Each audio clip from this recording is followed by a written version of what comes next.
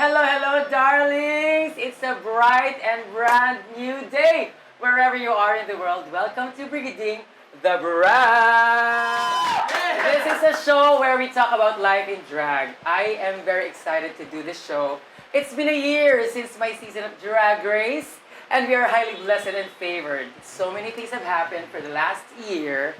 Nagkaroon naman tayo ng Ultimate Concert with the Divine Divas, a TV series which is still available on I1 TFC. We produced a show called Cake and built a home for young and talented artists, the House of Ding Ding Ding Ding Ding. Yes, and we have traveled the world being the face of local and international brands. Now we're here for a show where we get up close and personal with our special guests, where we can draw inspiration from their unique and exciting stories. Okay, I think we should go on and introduce our special guest, fresh from Drag Race Philippines Season 2, from the land of Pahiyas Festival, Quezon Province, my drag mother. Ladies and gentlemen, Deedee Marie Holiday! And of course, my very, very good friend, TikTok sensation, and your drag Tita, my Tita, your baby, my baby, Tita baby! Yes! Fabulous. Hello. Hi, Mama D, and hi, Tita baby. How are you guys? My child, thank you for having me. Hi, Tita baby. How are Hello, you? thank you. Inibita mo ako dito sa sala mo. Ang ganda. My new sala for the sa next bago few mong sala. months. Thank you very much. How have you been, Mama Didi? It's been a week since your elimination last week. How have you been?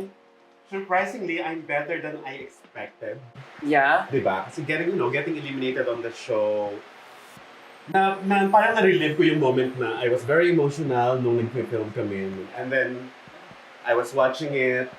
Emotional na naman ako. But surprisingly, after a few days, medyo nakaka-recuperate na agad. Actually, ganun siya, di ba? Parang akala mo sobrang hirap. Akala mo Yes. sobrang worst ng mangyayari. Exactly. I can remember Mama Didi was like super duper scared. She said 1 week before the week of her elimination, she said that she doesn't want to go to Manila to view the episode kasi nga parang mas gusto mong magtago na lang sa province. Yeah! Totoo. Sabi niya magtatanim na lang daw siya ng ng mga halaman. So bakit ka nandito? Anong ginagawa? Pinush naman ako ni my daughter, Of Brigiding. course. And Vinyas, and Yes. Precious. Yes. You need to be surrounded by the people who appreciates your art. And thank you for pushing me to actually go to the viewing party at the intervention at Empty Stomach. Yeah. Super thankful that I was It's a booked radio there. viewing party with the Divine Divas. Yes. Every Wednesdays at Empty Stomach. So thank you for having me there. Naramdaman ko yung suporta ng lahat. I felt the love. I was celebrated and appreciated, even though I was eliminated. I guess that's what made it easier for me to accept. Na my run on the show was over, but it's not over for me as a drag queen. Yeah, Absolutely. diba? It's just in your head. Ikaw naman, Tita Baby, how have you been for the Me? last let's say, weeks watching Since the show? my elimination, sa Mahjong. Na-eliminate ako sa Mahjong. Mahjong. I'm Saan good. ka? I'm actually good. It's interesting that, when I started drag, I hosted the intervention Yes. season 1. That whole, season of season 1 for your I remember viewing that. party, Yes, right? yes. After season 1, nag-season 2, and, I'm not hosting any drag shows right now. But the interesting thing is, I'm doing corporate shows. Love Yes, corporate I'm hosting shows. corporate shows right now. Good for you. So, yes, thank you. So, thank you, no? Papaalala ko lang kayo, no, na dun sa mga businessmen at saka mga corporates na nandito, gusto yun ng ninang, ako na po yun. For Gusto your ng shows. Yeah, that's what I do, corporate, yes. At kung And hindi it- siya available ko. And syempre nakatulong yung Drag Race dyan ha. Because corporates are very traditional eh. Brands are very traditional. Correct. For them to actually open their doors for hosts like and talents like myself, a drag queen, and I'm sure some of you are also Talent? Dami limitations, di ba? very, very. I love Bakit ka nga nandito sa Manila? For everyone's context, nung last year na nagkaroon ng The Intervention or viewing party ng season 1, we decided na magkaroon ng viewing party for the Divine Divas Yes. and the rest of the season 1 girls. And ang first queen na naisip ko to host our show was Deedee Marie Holiday. But at that time, you weren't ready. You were going through some phase And then, ang sumunod kong tinawagan is si Tita Baby. Right there and then, nasa toilet ako. She answered the phone call. Yes, sabi ko. Kasi si Erica, sino kayang pwedeng mag-host? Salamat si sa Tita Baby. Inidoro, ha? Yes. Salamat sa Inidoro. Yes, yun. Thank you. That's why I'm here also, because I'm grateful, no? Because you started si Brigiding is the one who called me to host the intervention, and actually that jump-started my drag career. Totoo ba? Oh, that Pero before ba naman nagda-drag ka na talaga? Pero online, hindi yes. talaga I've been for online. Drag Race related. But nothing Drag Race related, or not even live shows. I'm mostly online. The doors you've opened. Oh my God. And closed. Yeah. I need to close it again though. Really? Okay. Okay, let's go back to the Snatch game. Bilang ang ating set ay parang Snatch game. Triggering me. Actually, hindi lang ikaw. Kaya talaga ikaw ang sinama ko dito para medyo relate lang. Why did you choose, who's that again? That's how forgettable it is. Jennifer Coolidge and Meryl Streep. Hindi, really, bakit yun yung pinili mong character? Ever since there was Snatch, which started on season 2 of the US franchise. Yeah. Oh my God, if I'm gonna do it, I'm definitely gonna do Meryl Streep. It's a dream for me to do Meryl Streep on screen. Mm-hmm. Finally, may another dream na mako-cross ko dun sa bucket list ko. Perform as Meryl Streep. And then yung other option ko was Jennifer Coolidge. So bakit ka nagpalit? Is it because hindi nag-work si Meryl Streep? Yeah, Or talagang plano mo magdalawang whatever happens? Backup plan talaga si Jennifer Coolidge. But I didn't know na I was gonna do it talaga. So, sabi ko, pag magka-flop si Meryl, at least I have a backup plan. I'll do a Venus Deluxe. Which also flopped. Which also flopped. Which is fine.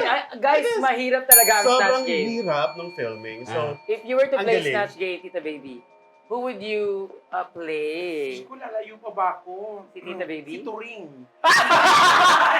Oo nga! Oo, alam mo magaling ako maghima-himatayan na. Very on brand sa mga tita. Oh my God. Pwede mo ba kami sample lang, Tita Baby? sample ng himatay. Sanay na sanay ako, di pa kumakain ako ng chicharon, sumasakit na yung likod ko. Okay, let's go to that moment naman where you won the Rusical. How was that moment that you have to fight for the role against Arizona? I'm like, it wasn't really against, I guess. You I think kasi did my try goal your was best. to really bounce back. Kasi from Snatch game, I was really on the lowest of the low. Almost eliminated, di ba?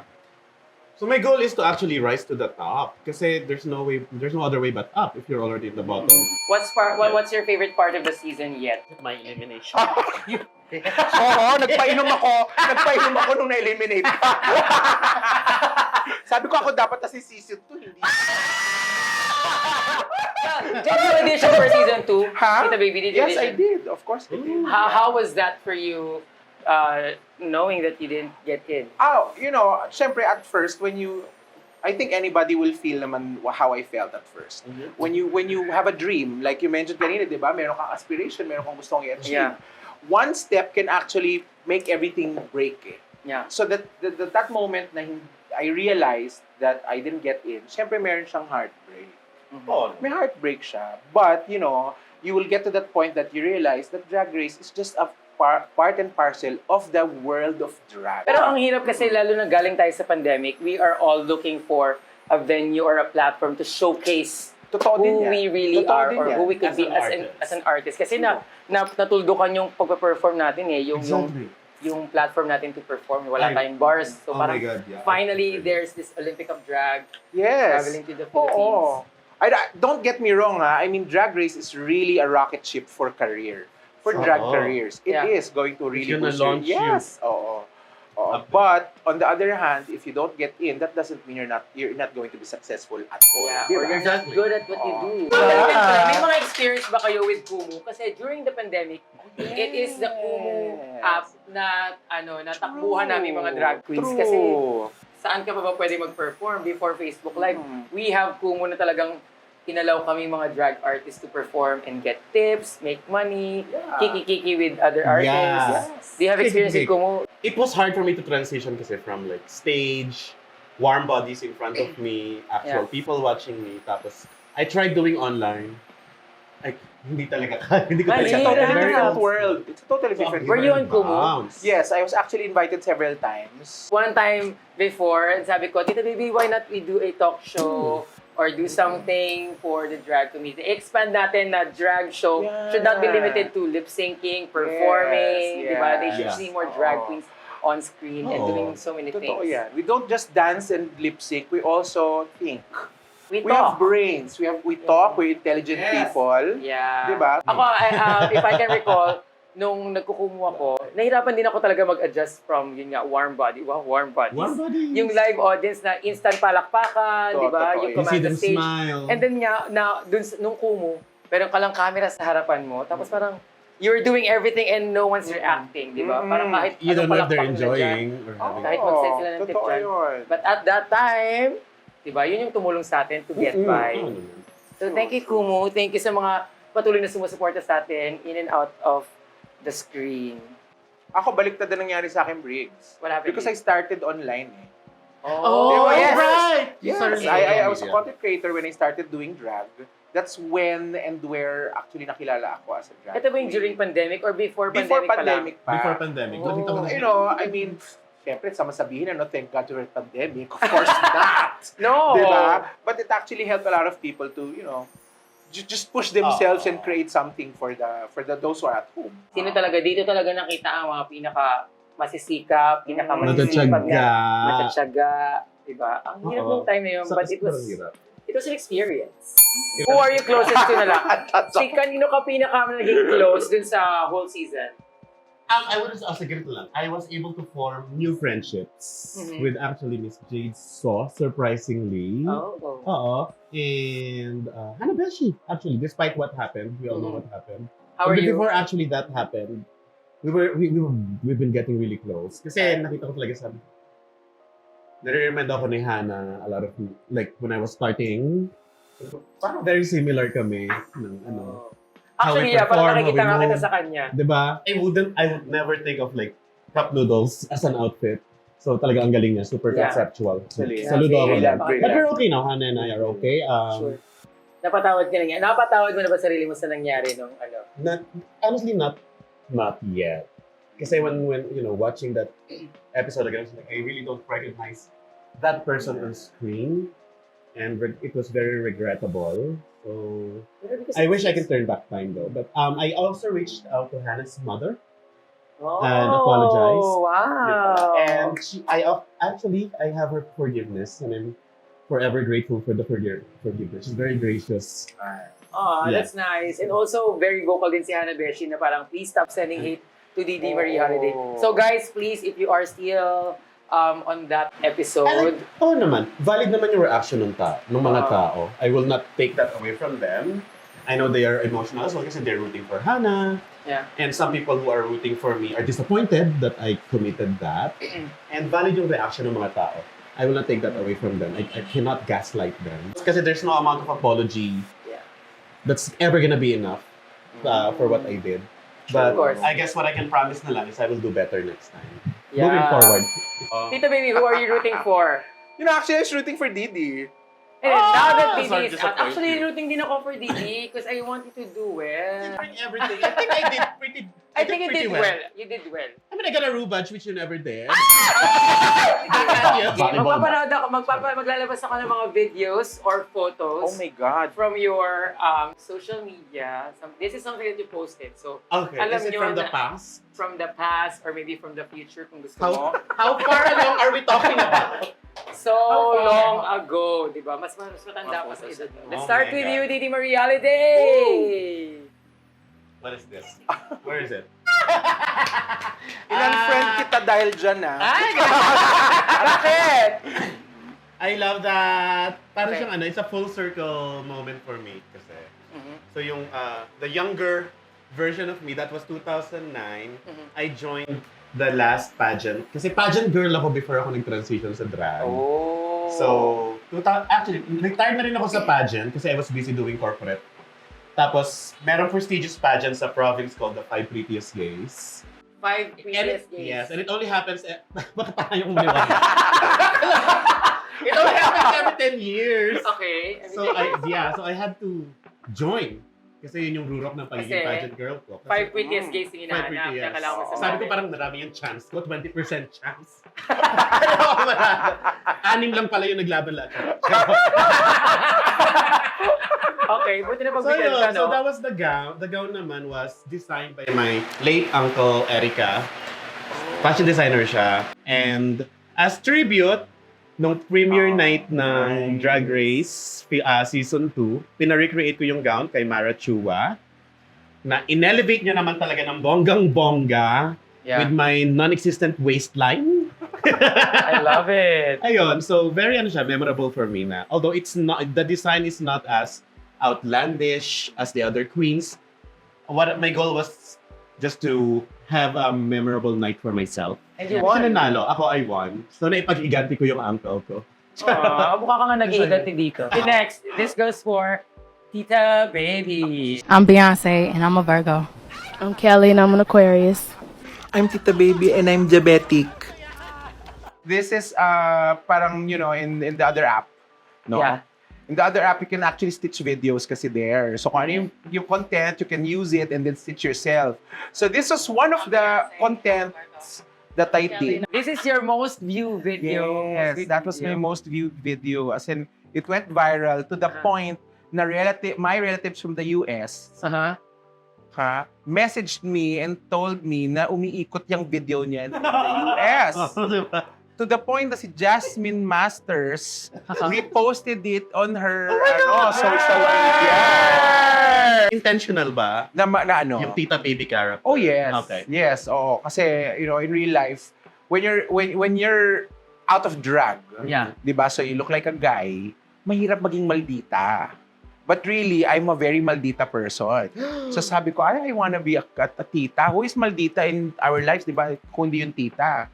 Now, tuwing reunion, sasabihin sa'yo, long time na si tumaba ka. Lahat ng lait. Lahat ng lahat. Kailan kayo kakasal? Ano nangyari sa'yo? Di ba? Yung mga ganyan. So sabi ko, gusto ko maging maldita. Because, you know, titas can get away with it. Right? Actually. So, intentional yung maging tita ako. Tapos, just to make fun of them also. So, yung pagmamaldata nila sa akin bilang isang totoong tao or sa akin, di ba? Binabalik ko yun sa, you know, I'm quote-unquote play around with the characters of tita as a Which is very good. Very pagbabalik sa successful kanila. kasi talagang lahat tayo makaka-relate. Lahat tayo may tita. di ba? Your tita. Okay. Okay, next. This one goes for Deedee Marie Holiday again. I remember that night. This is you and That Precious was Paul. 2013, if I'm not mistaken. Yes. So Precious and I have been really, we are very close. Hindi lang alam nung nakakarami kasi very private akong tao. Talaga? Oo naman. Wow, ha? So 2013 that night, impersonation night namin sa O-Bar. Lumang O-Bar pa yan. Precious performed as Beyonce. I performed Royals by Lord. Oh, so si Lord ang kinakopy mo. Akala ko Beyonce din. Hindi. Mukha lang Ella May Saison, pero Lord talaga yan. Kasi seatmates kami. Kasi nung newbie siya sa O-Bar, according to her, yung kwento niya, syempre, I was once a new girl nung bagong salta siya sa O-Bar. Ako yung... So mas nauna ka sa kanya sa Oo O-Bar? naman. Okay. Nauna ako sa kanya ng maybe 1 or 2, baka 2 years, I think. So, bago sa sabi ko, come here girl, sit beside me. You can sit beside me. Tapos, from then on, nag-form na yung friendship namin. Sabi kayo. Yun. Actually, ginawa rin yan sa akin ni Precious Paul Nicole. Nung first time ko sa O-Bar, ikaw naman yung wala dun sa upuan mo. So, pinatabi niya ako sa kanya. Tapos, the time na dumating ka, dun na ako sumiksik sa inyong dalawa. Kaya tayo naging close tatlo. Ayun. Ayun pala yun. O, diba? Precious talaga is, Super precious. grabe. Precious with the heart. Okay, this is for Tita Baby again.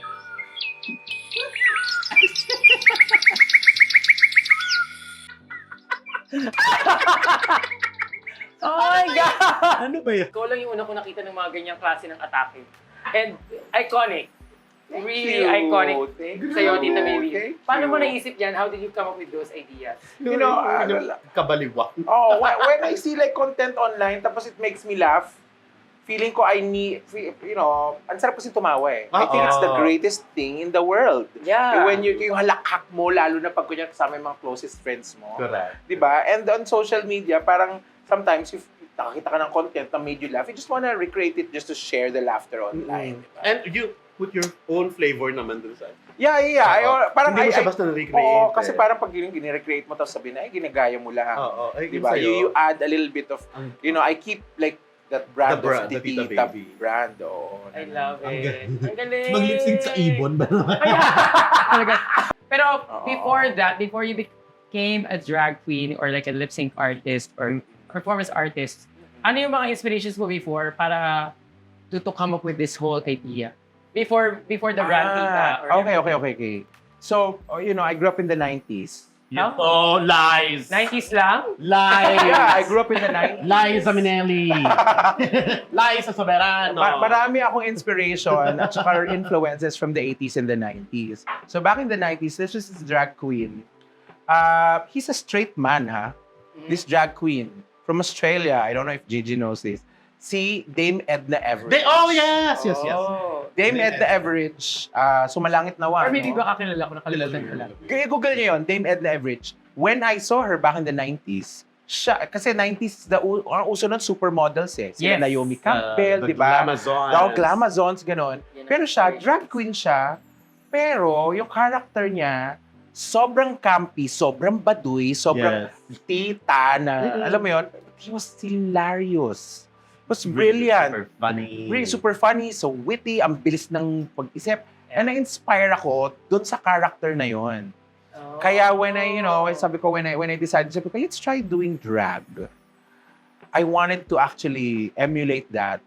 Recently, namatay na siya, the drag artist, si Dame Edna. Speaking of that, how was your coming out stories? Kasi syempre parang, it's hard to come out as a drag queen. Sabi mo, light lang tong show. Ibang level yun, ha? Ibang level yun. Yung question. Ibang level yung mag-come out as a drag queen. Diba? Pero ibang level din yung mag-come out as gay. Alam mo, tama ka. So, I never thought about diba? Parang sa family, mas mahirap mag-come out as a drag queen actually.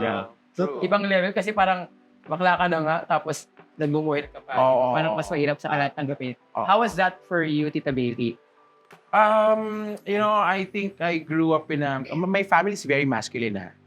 My parents ko, Like yung, ano yung mga babae? wala akong kapatid na babae. Apat kami lalaki. My dad, out of like 8 siblings, isa lang yung babae doon. My mom is the only babae rin amongst like 4 kids. So the family is very masculine. Very Even the women, testosterone. even the women have this mindset na dapat masculine ka kung Kasi lalaki ka. papaligiran ng mga lalaki. Oo, di ba? So it was very difficult actually to grow up and, gay. Yeah. Oo. Pero kasi nung time na yun, basta wala na akong pakialam darating ka sa point na yan eh. You get tired of what people think of you. Correct. Di ba? Correct. You get tired of, giving power to what they think of you, whether negative or positive. I just get tired of it. Because I'm gonna do what I want. Yes. So, that was my coming out story. I just did what I want. Tapos, nga na lang sila lahat. Ito Wala na ba na silang yung drag masabi. or hindi pa? Both. Oh. My generation, I don't know, Deedee, no? Kasi I think you're like 30 years older than me. Excuse me! Charot. Well, fresh Hindi ko mas tatapag ni Deedee. fresh pa yung Hindi ko buhok mas niya tatapag tayo. sa akin. Ikaw kulay puti na yung buhok mo. Ikaw medyo lola lang talaga. So, nung time namin, there's no such thing as mom, dad, can we talk? Walang ganon. Mag-out ako. Diba, mag-out ako, I'm gay. Walang ganon. Ngayon, mga bagets ginagawa yan eh. Parang meron talaga silang real official coming out stories. My generation, walang ganon. May mga So, content pa about it na napapanood. Oo, ngayong gulatan na lang. So, ginulat ko sila. Isang reunion, nagdala ako ng boyfriend. Eh, word! So, yun. Tapos, yung tita ko na maldita, walang nasabi. Oh, yung inspiration mo. Wait, if you don't mind, That's Tita my Baby. first time too. How old were you when you came out? Nung ganong level, I was in my 30s already. So Mahirap mga 20 talaga. years ago. Gusto ko itong banter na.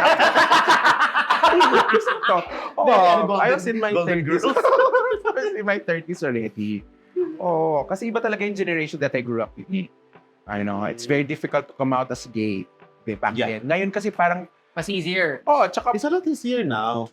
yeah, so much Kasi easier. information about, LGBT people, available na siya online. Dati ang idea lang ng parents, pag naging bakla yung anak, Salot. magiging salot, magiging parlorista, which there's nothing wrong about being, Yeah. a salon worker. What's wrong with that? Pero negative yung connotation Yeah, true. at the time. Yun kasi, There was nasa years na smartphones, ayun na pala, ganun. Oh, Na it's fine. We're just people trying to live our lives. Hindi ako nag-come out. I was outed by our neighbor. Kasi meron kami, di ba? I could, anyway, pero okay naman na kami. I have a good, disclaimer, I have a very good relationship with my father. Super supportive siya sa akin ngayon. Nanonood siya ng show, nanonood siya ng Drag Race. I hope he wasn't disappointed with my behavior. But what happened was, so I was doing pageants in different towns except for my hometown. Kasi nga, baka Mahuli. mapanood. Ang nangyari, yung neighbor namin, it was fiesta doon sa isang town, merong pageant, so kasali ako. I was 15 at the time. Nung nangyari yun. Napanood niya, na-recognize niya ako. So the following day, pumunta siya dun sa, nakita niya yung dad ko. Tapos sinabi niya, hoy, ang galing-galing nung anak mo kagabi dun sa pageant. Nanalo siyang first runner-up. First runner-up, by the way. Congrats, ha? So yun, so, pag-uwi niya ng bahay, andun ako, nanahimik, I was just ironing my clothes. Confrontational na agad siya. Palat-tala, and doon niya sinabi na, wala kang mararating, naging bakla ka. Tapos, he was very emotional. And I know it was just the heat of the moment na he hit me. You know, it was a bit, It was a bit physical. it got a little, hindi naman siya yung bugbog or nahit lang ako na parang nasampal niya ako na rin sa. And me as a, teenager, that was really hard for me. So, for Cal, emotional ako ng konti. I'm so sorry. Ito rin naman ako for a baby. Lumayas ako sa amin. I ran away. So I was a runaway for a very long time. But I went to my gay uncle who was there to support me. Si Erica. So siya yung kumupkop sa akin. And then I was able to find my chosen family at the time. Funny, ang pangalan ng chosen family namin is Under the Sea. Under the sea. Kasi meron kaming nire-rent na apartment na nasa ilalim nung bahay ng uncle ko. May apartment doon, nire-rent namin. We call it Under the Sea. Tapos kami yung mga characters doon. Hindi pa ako si Ursula nun. Hindi pa ako si Ursula nun. Iba pa yung Ursula. Iba pa yung Ursula. Si Chabamba yun. Who's also not with us anymore. Ayun. So, sabi ko lang nun. And then with my mom's approval somehow, sabi ko, hindi ako uuwi until it's my father who's going to ask me to come back home. He finally did. But it took him 7 months. But within those 7 months na I was a runaway teenager, I was doing odd jobs, nagwawalis-walis ako ng mga parlor, mga buhok, tapos they would give me some money. Tapos since meron akong company doon ng mga badi, doon ako nag-aaral, doon ako gumagawa ng projects. I was trying to survive, and there's no shaming that. And I learned a lot of things, and I had to survive. And it taught me, siguro doon nang galing yung me being so protective of myself. Sometimes talaga kailangan lang ng time, for our parents Yes. to understand us. Because it's not easy for them. Ang gusto lang naman lang gawin is to protect us, which is, I'm very lucky having a very supportive parents. As in talaga, when they found out that I was a Spider-Man, yung pa yung term ng tatay ko, nilaman daw nila nakaklabing-klabing ako. Yun, those are the terms! Kaklabing-klabing. Klabing. Nagka-clubbing! Hindi, klabing. Bakla. Bading. Klabing. Ay, akala ko nagka-clubbing. Clubbing. Nang nalaman nila na Perform sa club. ako, Ano ba? they really did their best na i-equip ako. Okay, sige. Kasi ang Support sila. ang isip din nila before na tatanda akong mag-isa if I cannot support myself. I Ayan. don't have the tools Yeah. to help me with the roughness and the cruel world. So talagang in-enroll nila ako sa voice lessons, pinag-art classes nila ako. Oy, thank you to my parents. So to all the parents, Ang wholesome pala ng show na to. please, intindihin po natin ang ating mga That anak instrument today's work. na nag-go through ng ganito. Mahirap sa both parties. Siguro, advice sa parents na lang, na feeling nila yung anak nila is gonna grow up different, is let them express themselves creatively. And who knows, they might be the most successful sa mga pinaka-anak nyo. Kasi LGBTQIA+ people, because we feel like we always have to prove ourselves. Yeah. Laban talaga tayo. Kasi Super. kailangan lagi tayong nasa top. Very competitive. Oo, diba? totoo yan. So, True. let them express themselves. Do you have any experience, Tita Baby, like growing up where you've been discriminated or like not accepted yeah. for who you are. Oh, sometimes it's easier to say, yeah, we accept you, but deep inside, they don't. Yeah. Diba? And then you feel it. So you grow up confused. Ano ba talaga? Okay lang ba? Okay lang ba talaga? Hindi pala. And then you go out to society, and you feel like you're always disrespected, teased, bullied, and all that, no? Diba? But, here's the interesting thing. For those who are growing up as an LGBTQIA community member, darating ka sa point when you will realize the best parts of you, which I can relate, and I hope you agree with me, the best parts of myself and the best parts of you guys is because we're LGBT. I know for me. Yeah. I agree. I mean, the best part, I'm creative because I'm gay. Yeah. I'm resilient because I'm gay. I'm brilliant because I'm gay. I'm intelligent because I'm gay. Actually, yung mga parts na hindi nila tanggap sa atin, yun yung instrument natin to be stronger. Parang mas ipakilala natin yung sarili natin. Parang mas challenge siya, di ba? Exactly. So dun sa mga nadidepress or you feel like you don't love yourself well enough, just give yourself time, you'll get there. You will get better. It will always be better. It's a superpower. Heal from this. Yeah. It's a superpower. Yeah, your time will come. Hindi, ito naman, I want to know, you've been very Yes, baby. open about your fitness journey. Oh my God, yeah. We see that after the pandemic, you've been very open about your fitness journey. How was that like? Kasi from yung timbang mo nung when you started Oh posting, God, I was... so your size or... Yeah, I was more than 200 pounds. So that's... Okay, 108 kilograms at my heaviest. So that's like maybe 220 to 230 pounds. At my waistline was 44 inches. Wow. 44. Now it's down to, di lang masyadong halata, but it's down to 31. Oh, with Medyo corset. pilit yung 31. With Hindi, with corset. corset, kaya ng 23.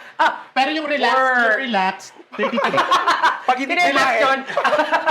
Relaxed fit, 33. So yun yung na-lose ko na, size. But like, it's my body journey.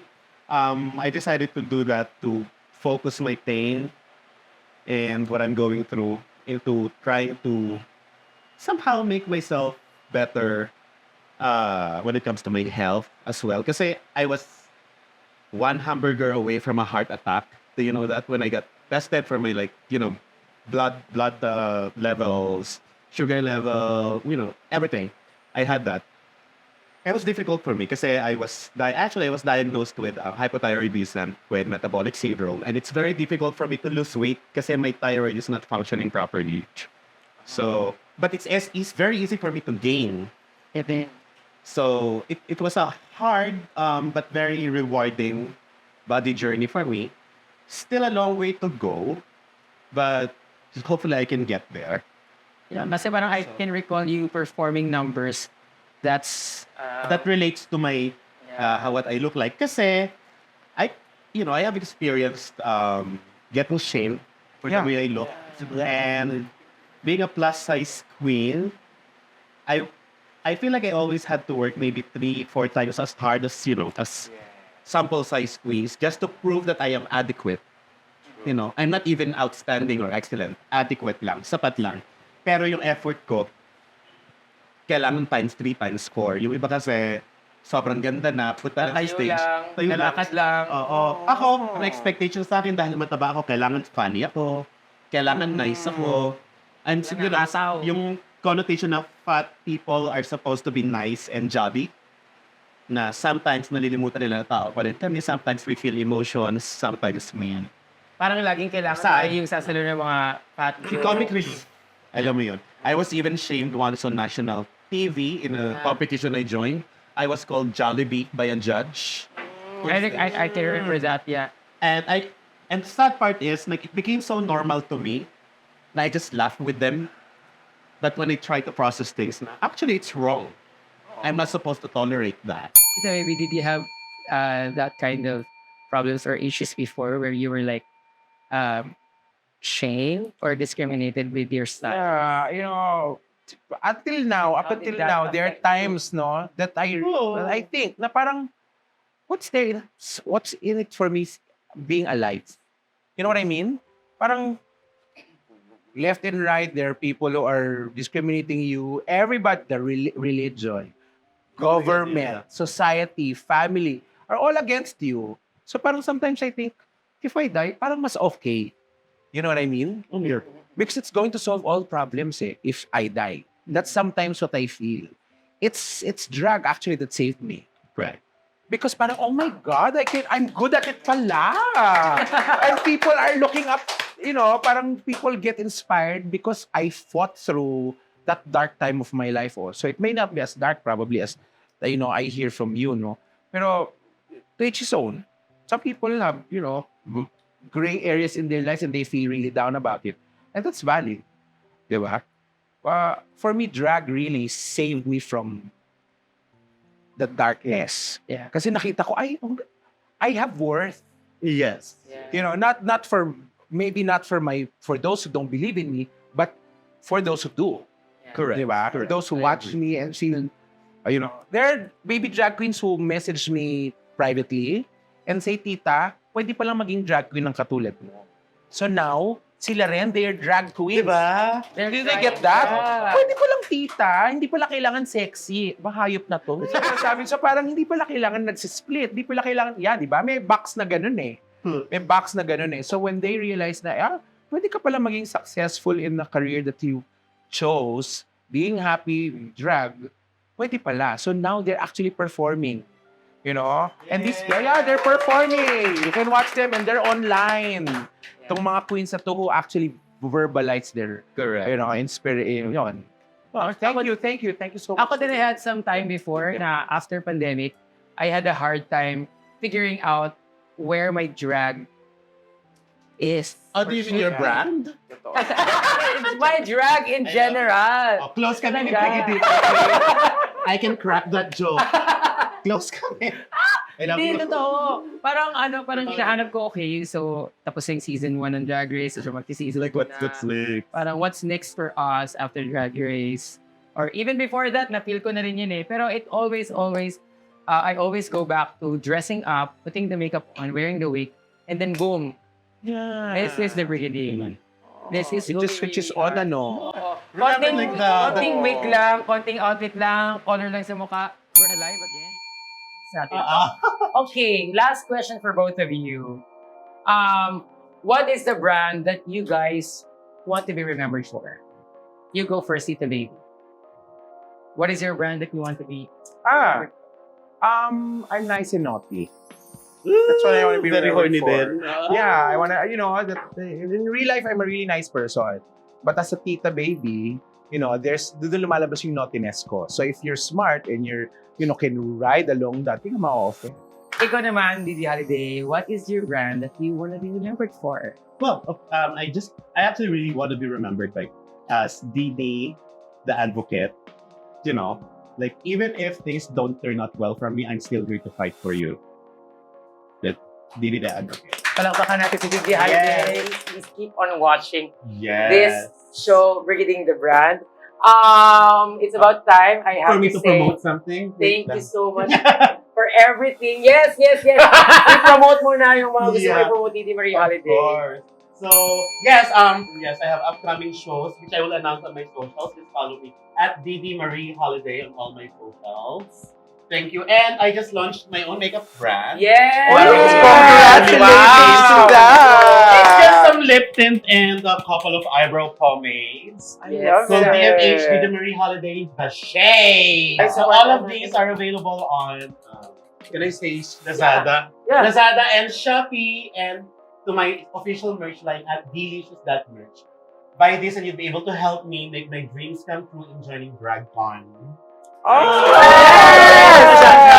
Please Deserve. help me.